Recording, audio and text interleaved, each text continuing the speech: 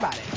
Miroslav Klose broke a World Cup scoring record after netting his 16th goal against Brazil in Tuesday's semifinal.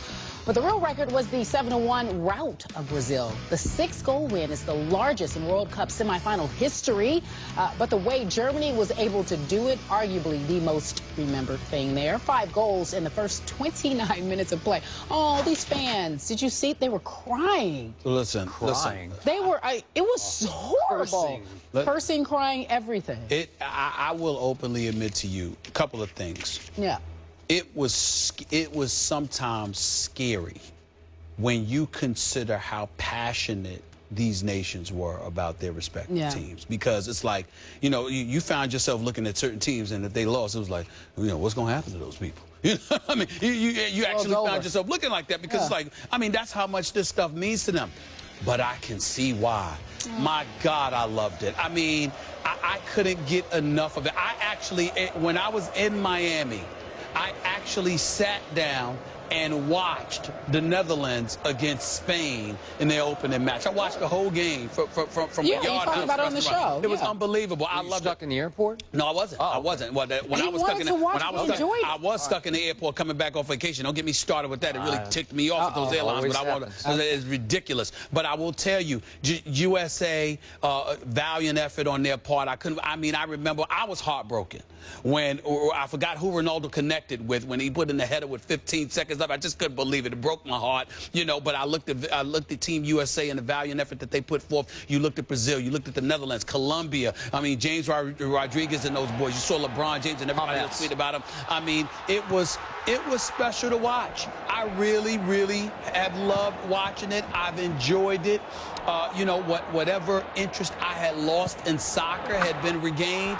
And I got to tell you, I mean, it was far more exciting than I ever anticipated it would be. And I loved every moment of it. I really did. You still watched after? I didn't watch the beatdown last night that Germany put on Brazil. Thank the good Lord, because I mean, how you go down 5-0? I mean, it was an annihilation. That was bad. This was about a host nation, worst loss in World Cup history. I mean, that was bad. That was embarrassing. But outside of that, I mean, most of the matches have been highly competitive. They really have. Have they? I love the World Cup. I have watched the heck out of the World Cup even after the U.S. was eliminated. Yep. I do not love soccer. In fact, between World Cups, you can't drag me to watch soccer. I have little to no use for the game, and I won't get started on all the things I don't like about soccer. Yes. Stoppage time. Stoppage time. Wait a second. Yes. The referees just sort of arbitrarily decide, oh, well, they flopped and they've been down for about, I don't know, maybe like 3 minutes. Let's do 3 minutes. Can you imagine a Super Bowl game and they say, let's add, I don't know, let's do 4 minutes. Is that how they do it? I don't know. Yeah. Come on. Why don't you just stop the clock? If they flop and they're writhing on the ground, you think they're going to die? Stop the clock. Sometimes they are hurt. Neymar was hurt. I didn't know. But the point is, I love the World Cup because I have covered World Cups on foreign soil. Firsthand, I have experienced what you alluded to, how much this game, these games, these World Cup games mean to countries in which soccer, or football as they call it, is the sport, by far the sport. So I know how into the world it can feel if Brazil, the host country, suddenly loses, what, 7-1? The shame and the devastation. They are devastated. Yes, are unlike anything that anybody in this country can feel about any sport in this country. Yes. Because I remind you, when our Olympic basketball team, featuring Allen Iverson, remember that? When they don't win gold, Manu and company. Gosh. Okay. But when they don't win gold, are we don't like it, and we gnash our teeth a little bit, but are we devastated? Do we feel shame? No, because we know we have the greatest professional basketball league in the world, and that in a month or two it will start up again and we'll all be okay. This is different. And yet, was I shocked by 7-1? Yes, I was. But I was not shocked by what happened when Klose, as you mentioned in your open, scored the second goal. All of a sudden, it's 2-0. And with the weight of the known world to the Brazilians on their shoulders, they saw the handwriting. It's like, we have lost. And you know what they did? They flat out quit.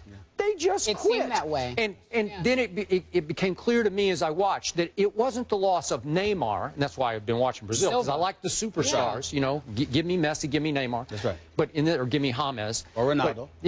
But in this case, it wasn't the loss of Neymar on the attack. It was the loss of Thiago, not Splitter, but Silva. Thiago Silva, who was the heart, soul, guts, and brains of their defense, which had been a little bit on Amazon quicksand in the early games in this tournament.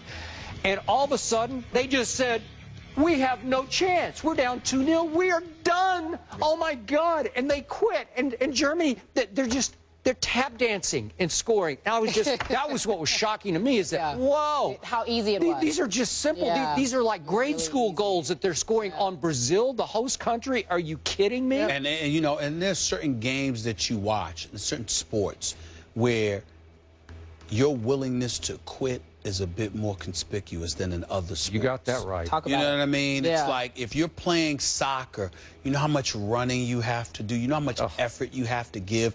And I'm talking about 0-0 scores, 1-1. You know, I mean, you're running all game long.